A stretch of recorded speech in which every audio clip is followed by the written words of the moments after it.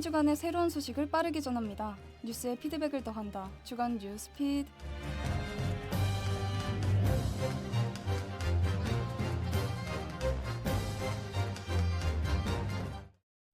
청취자 여러분 안녕하십니까? 최신 시사 문제를 키워드를 통해 해석해드리는 키워드 뉴스입니다. 먼저 이번 주 언론을 뜨겁게 달군 소식입니다. 지난 9월 4일 미국 이민당국이 조지아주의 한 배터리 공장 건설 현장을 급습했습니다. 이 과정에서 한국인 300여 명을 포함해 475명이 구금되었는데요. 이들은 비즈니스 비자로 입국했지만 직접적인 건설 노동을 한 것이 문제가 되었습니다.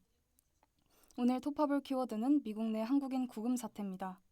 이번 미국 내 한국인 노동자 구금 사태의 핵심은 복잡한 비자 해석 문제에 있었습니다. 특히 미국 비자 규정의 허용 범위를 두고 미국 이민당국과 노동자들 간의 의견 차이가 발생했는데요. 이로 인해 한국인 300여 명 구금, 호송 과정에서의 신체적 구속, 한국 정부의 직접적인 개입 등이 문제가 되어 사건이 외교적 이슈로 확대됐습니다. 한국 정부는 외교부 장관을 미국에 급파해 구금된 노동자들의 조속한 석방을 위해 협상을 나섰습니다. 그 결과 구금된 노동자들은 잦은 출국 형태로 귀국하고 이들이 향후 미국 재입국 시 불이익을 받지 않도록 하는 방안을 추진했습니다. 구금된 노동자들은 지난 9월 12일 전세기를 타고 본국으로 귀국했는데요.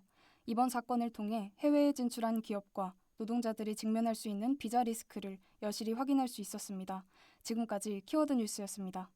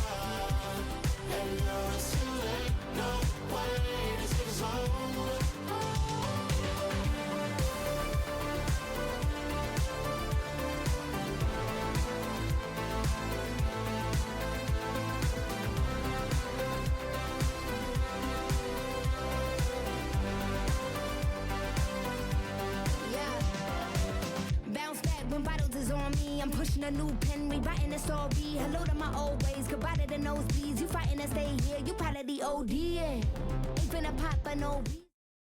정부가 내수경제 활성화를 위해 1인당 10만 원의 2차 민생회복 소비 쿠폰을 22일 지급하는 가운데 온라인 매장으로의 사용 확대를 요구하는 안건이 논의되면서 이에 대한 논란이 뜨겁습니다. 이에 대한 자세한 내막을 김영인 기자와 함께 알아보겠습니다. 김영인 기자. 네, 김영인 기자입니다.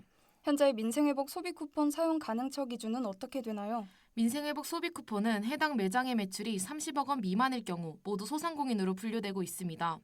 따라서 대형마트와 쇼핑몰 내 입점 점포에서도 사용 가능합니다.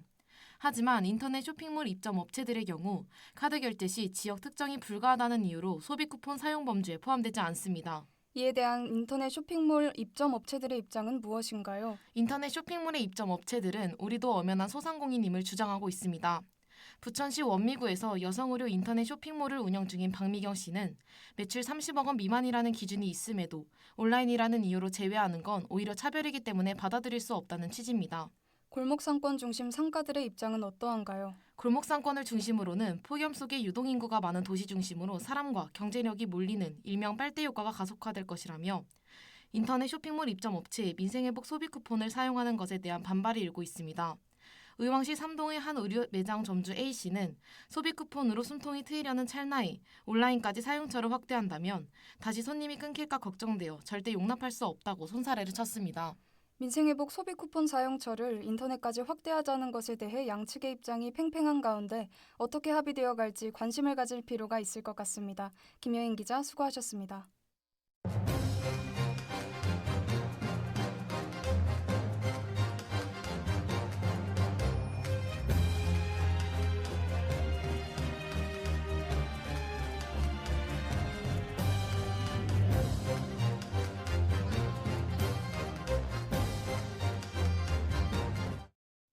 앞서 1부에서는 2차 소비 쿠폰에 대한 매장 갈등 상황을 알아봤습니다.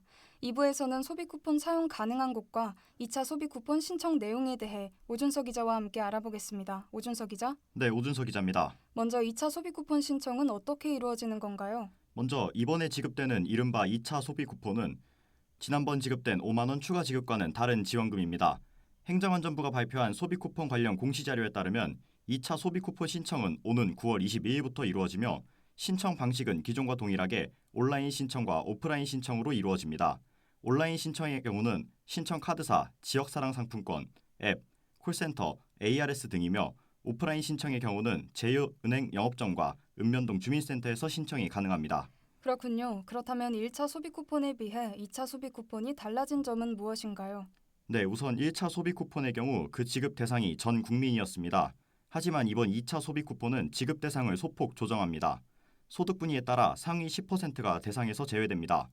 그리고 1차 지급 당시 차상위 한부모 가족에게 그리고 기초수급자에게 각각 30만 원, 40만 원을 지급해 일반적인 지원금이 15만 원보다 많은 액수가 지급됐는데요.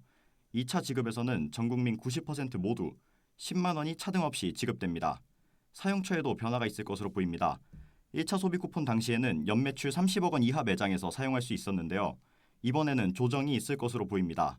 마트, 슈퍼마켓, 주유소 등의 생활 밀접형 시설들이 연매출 30억 기준에 걸려 사용하지 못하면서 실질적인 생활 지원에 도움이 되지 못했다는 비판이 있었기 때문입니다.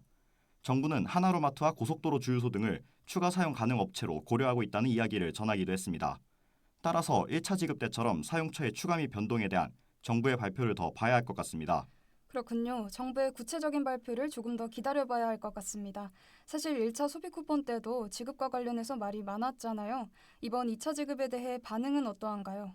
당연히 2차 지급에 관해서도 의견이 갈립니다. 먼저 정부와 여당에서는 1차 지급 때와 같이 민생경제 회복과 내수 촉진을 이유로 들었습니다.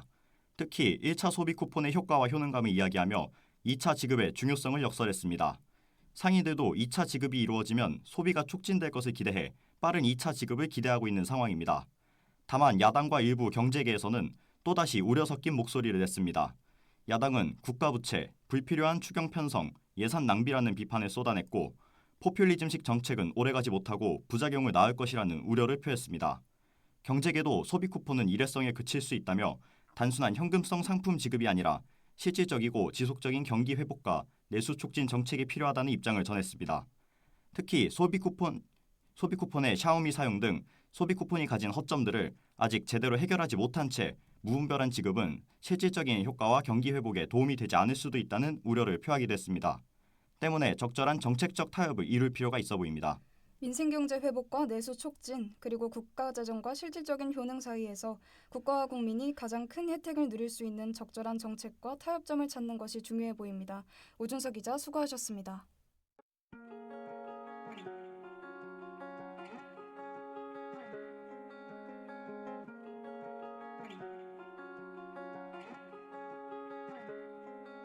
We go round and around 닿지 않은 듯한 우리 사이에 But I run and run 지치지 않고 있을게 네 곁에 Yeah, we run it oh, oh, oh, oh 밟지 않아 break we handling the breaking oh, oh, oh, oh 끝까지 가 keep it up still I'm running run 잊지 마 우리의 시간은 주저함도 버릴게 없는 memories 빛이 나 내 그대로 따로 Everyday 멈춘 적 없어 내겐 I just want to be there for you Let me down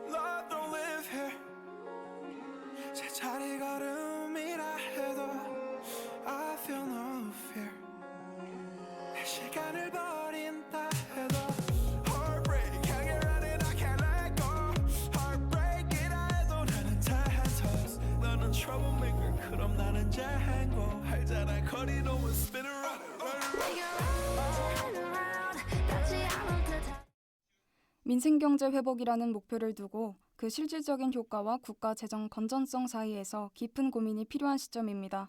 앞으로 정부가 이 모든 쟁점들을 어떻게 조율하여 모두가 상생할 수 있는 최적의 정책을 내놓을지 그 결과에 귀추가 주목됩니다.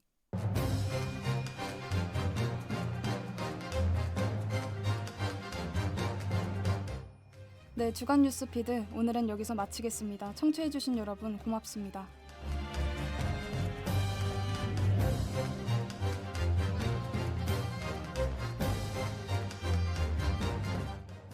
이 시간 지금까지 제작의 손영찬, 기술의 송수아, 취재의 김영인, 오준석 기자, 진행의 우희진 앵커였습니다.